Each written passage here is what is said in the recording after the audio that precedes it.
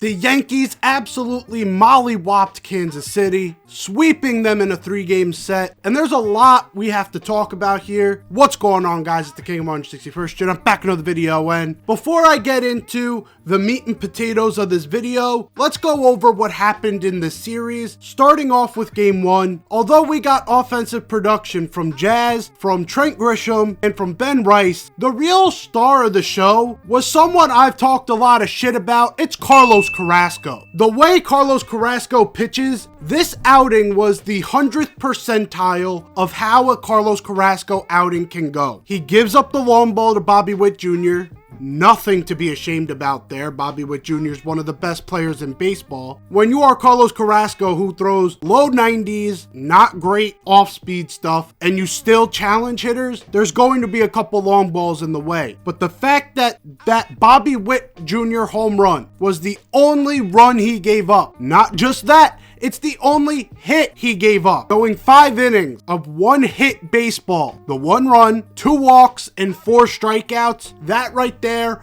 is the 100th percentile outcome for a Carlos Carrasco outing, and probably saved his job for a little bit. That was a much needed performance out of Carlos Carrasco. Also pitching in this game, Fernando Cruz looked great, an inning and a third with 3 strikeouts. But the big one out of all of it is Devin Williams seems to be finding it. He came in this game and had the cleanest outing, at least in Yankee Stadium. That is the type of outing we're going to need from Devin Williams moving forward. I don't think I was ever fully concerned with the Devin Williams experience. I know a ton of people were, just because of the final stat line. It did not look great. Devin Williams always rises as the season progresses. He starts off a little shaky and then hits the ground running. I expect that to be fully true this year, and in this game he looked as good as he's ever looked. Now moving on to Game 2. Game 2 started by Max Fried, who had one little hiccup in this game, gave up a home run to MJ Melendez, then gave up an extra run. Max Fried goes 6 2/3, 5 hits, 2 earned runs, and 7 strikeouts. He keeps his ERA at 1.88 on the year. Still a tremendous performance from him. But in this one, it was the Jason Dominguez show. 3 for 3 on the day, and after a bases loaded walk to Austin Wells to cut the Kansas City Royals lead to 1, he comes in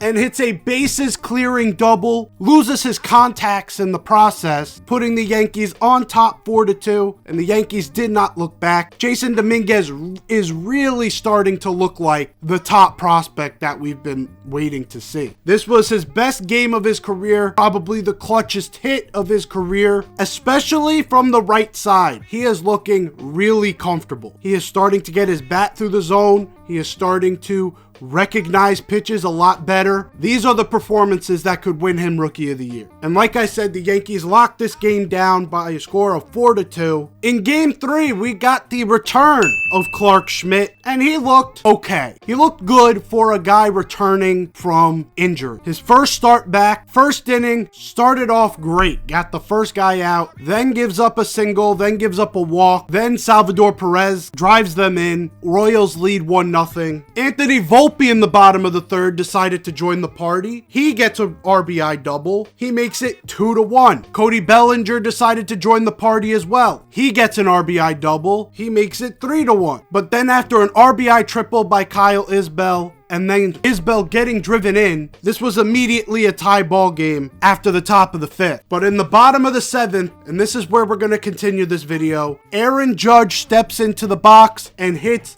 his 7th home run on the season. I get it. Aaron Judge had a 10-game stretch where he did not hit a home run. Do you know what the difference is between Aaron Judge's 10-game stretches without bombs and other power hitters with 10 games without bombs? Is that Aaron Judge hit 400 during that stretch, and Aaron Judge raised his batting average to over 400 on the season during that stretch. And that's where the title of this video comes in. Aaron Judge is the best right-handed hitter of all time. And I know the one player that's going to pop into everyone's head right away. Albert Pujols, Albert Pujols, Albert Pujols. Now, going into their year 10 season, Albert Pujols had played 400 more games. So that was a bit unfair. The best I could do is get to the season where Albert Pujols reached his 1,000th game and compared it to Aaron Judge. And these are the results. Aaron Judge is only behind him by 0.7 in WAR. Yes, Albert Pujols is going to have the batting average on Aaron Judge, but Aaron Judge is gunning for it. On base percentage, only by 12. Slugging percentage, only by 12. And Aaron Judge has a higher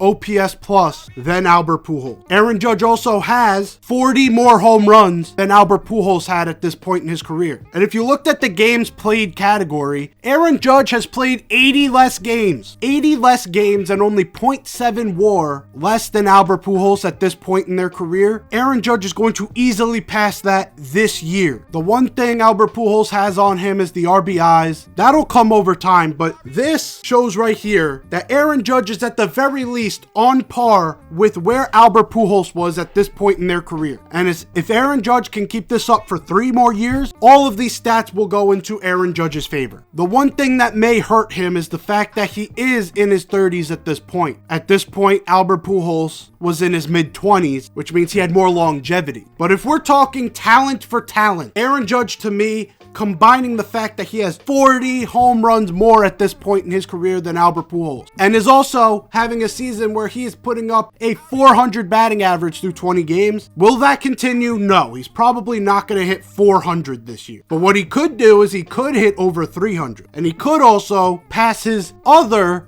record that he has, which is 62 home runs. He could get closer to 65. He could get to 67. Hell, maybe he gets to 70. Aaron Judge right now seems like a more versatile hitter than Albert Pujols. And if Albert Pujols is everyone's guess for best right-handed hitter of all time, what does that tell you? Aaron Judge is the best right-handed hitter of all time. Juan Soto said it best. Aaron Judge is the best hitter in Major League Baseball. And I get it. A lot of people looked at his age and they said some point this has got to stop. So everyone was putting out their MVP vote. And everyone was saying, oh, it's got to be Bobby Witt. Oh, Julio Rodriguez is going to have a bounce back and he's going to win it. Don't be stupid. Aaron Judge has not shown any signs of slowing down at any point in his career. 2023, when he gets injured, he was on pace to break the record at that point. 2024, he hits 58. And so far this season, he is on pace for 65. Give Aaron Judge his respect, because at this point in MLB discourse, he has become underrated. And this is also why I don't talk about him in every single video, because there's going to be more videos like this coming out. I can't overdo it. But when he does do things that are special, we got to talk about it. The Yankees are heading to Tampa Bay to play at their own field in George M. Steinbrenner Field, playing against the Tampa Bay Rays. Hopefully, the Yankees can come out of there with a few wins, and we could start going on a bit of a run. With the Yankees sitting atop the American League East at 11-7, let's extend that to about 13-8. Let's extend that maybe to 14-7. Anyways, guys, hopefully you enjoyed. If you did, leave a like down below.